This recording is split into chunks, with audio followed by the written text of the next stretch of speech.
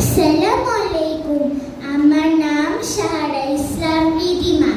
আজকে আমি আপনাদের একটি শিক্ষণীয় গল্প বলবো। আমার গল্পের নাম রাগ নিয়ন্ত্রণ। ছোট্ট এক ছেলে ছিল প্রচন্ড রাগী। তা দেখে তার বাবা তাকে একটি পেরেক ভর্তি ব্যাগ দিল এবং বলল যে যতবার তুমি রেগে যাবে ততবার একটি করে পেরেক আমাদের বাগানের কাঠের ব্যাগে লাগিয়ে আসবে।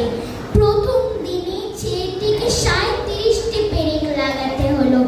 পরের কিছু সপ্তাহে ছেলেটি তার রাগকে কিছুটা নিয়ন্ত্রণ করতে পারে, কারণ সে বুঝতে পারলো হাতুড়ি দিয়ে কাঠ পেরেক বসানোর চেয়ে তার রাগকে নিয়ন্ত্রণ করা অনেক বেশি সহজ। তাই তার নতুন পেরেকের সংখ্যাও ধীরে ধীরে কমে এলো। শেষ পর্যন্ত এই দিনটি এলো যেদিন তাকে কোনো পেরেক লাগাতে হলো না। সেই কথা তার বাবাকে জানালো।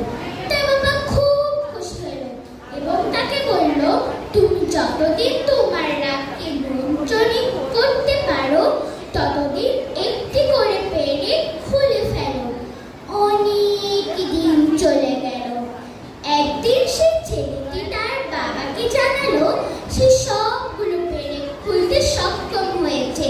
তার বাবা তাকে নিয়ে তখন বাগানে গেল এবং কাঠের পেরেকটি দেখিয়ে বলল, তুমি তোমার কাজ সম্পূর্ণ করেছো। এখন তুমি তোমার রাগ পুরোপুরি নিয়ন্ত্রণ করতে পারো। কিন্তু দেখো, প্রতিটি কাঠের পেরেকের গর্ত এখনো রয়ে গিয়েছে। এটা কখনো আগের জায়গায় ফিরে যাবে না। তেমন তুমি যখন রাগের মাথায় কাউকে কিছু বলো তার মনে এমনই একটি আঁচড় পড়ে যায়। তাই নিজের রাগকে নিয়ন্ত্রণ করতে শেখো।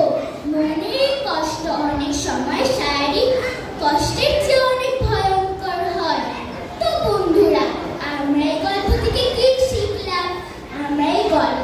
শিখলাম? কখনো রাগের মাথায় কাউকে এমন কিছু বলবো না